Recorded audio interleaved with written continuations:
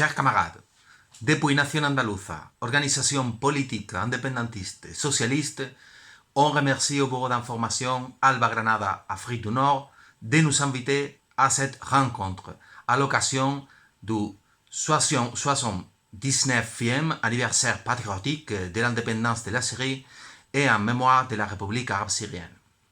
Aujourd'hui, alors que la Syrie et son peuple sont malheureusement aux mains d'un gouvernement takfir sectaire qui impose la terreur et des politiques néolibérales conformément à l'agenda de l'impérialisme dans le pays, il est plus que jamais nécessaire de tenir de telles réunions. Nous sommes heureux de pouvoir participer, même à distance, à cette rencontre. Heureux en tant qu'anti-impérialiste, en tant que révolutionnaire et aussi en tant qu'andalou. Parce qu'il y a une relation étroite qui a uni le peuple andalou et le peuple syrien que l'impérialisme a essayé de nous faire oublier, mais qui est profonde dans l'être andalou. Même s'il essaye de nous faire oublier que pendant 8 siècles, l'Andalousie a fait partie de la civilisation arabo-islamique. Une relation représentée par les Omeyyades qui ont donné son meilleure période à l'Andalous au Xe siècle, avec sa capitale à Cordoue, où se dresse encore l'Albolafia ou Noria médiévale sur le fleuve Guadalquivir, tout comme se dresse encore les Noria de Hama, baignée par l'Oronte. À de nombreuses reprises, nous avons exprimé notre solidarité avec la République arabe syrienne et notre rejet de l'agression impérialiste qui l'a renversée finalement il y a quelques mois. S'il y a un pays qui a souffert comme aucun autre de l'agression de l'impérialisme yanquisionniste, c'est bien la République arabe syrienne. La Syrie a été soumise pour la première fois à des sanctions américaines en 1979 à cause de son soutien à l'Iran. Depuis lors, les sanctions impérialistes contre la Syrie se sont très présentes et se sont multipliées depuis la guerre déclenchée contre elle en 2011, parrainée par l'impérialisme et ses partenaires takfir. Ces mesures ont culminé avec la loi César de 2019 et la loi Captaron de 2022, qui ciblait les industries nationales de la santé pharmaceutique syrienne. Pendant plus d'une décennie, le pays a subi l'occupation d'une grande partie de son territoire par les États-Unis et leurs alliés sur le terrain, qui lui ont volé ses ressources naturelles, les 80% de son pétrole, ainsi que ses biens publics, en plus de financer et de soutenir des groupes terroristes. On a beaucoup parlé ces derniers mois du rôle de la Russie dans la chute de la République arabe syrienne, de ce que la Fédération de Russie pouvait ou ne pouvait pas faire. Aujourd'hui, dans cette vidéo, nous sommes obligés de dénoncer le rôle de l'État espagnol, qui a gouverné l'Andalousie pendant des siècles comme une colonie.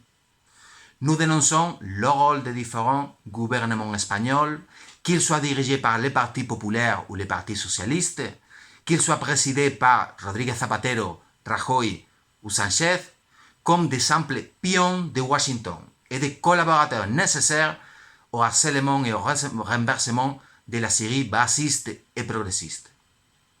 Nous dénonçons le rôle que les partis qui se considèrent comme progressistes ont joué dans l'État espagnol en soutenant ces gouvernements et, ce faisant, en collaborant avec l'impérialisme et le sionisme pour vaincre, pour l'instant, la République arabe syrienne. Cette gauche n'a rien à voir avec nous. Personne ne peut se dire progressiste ou communiste s'il participe à un gouvernement qui soutient les politiques des impérialistes. Il faut également se demander ce que les forces révolutionnaires andalouses ont fait pour empêcher la chute de la République arabe syrienne. On n'a probablement pas fait assez. Notre parti, Nation Andaluza, est immergé dans la lutte contre les bases militaires impérialistes présentes dans notre pays. L'État espagnol a transformé l'Andalousie en une plateforme militaire de l'impérialisme, avec le risque d'être attaqué aussi, en ayant sur son territoire des bases militaires à partir de ce que les peuples de la Méditerranée occidentale et orientale sont harcelés. Principalement les deux bases américaines, Rota et Moron, ainsi que la base britannique de Gibraltar et toutes les bases militaires espagnoles dans le pays.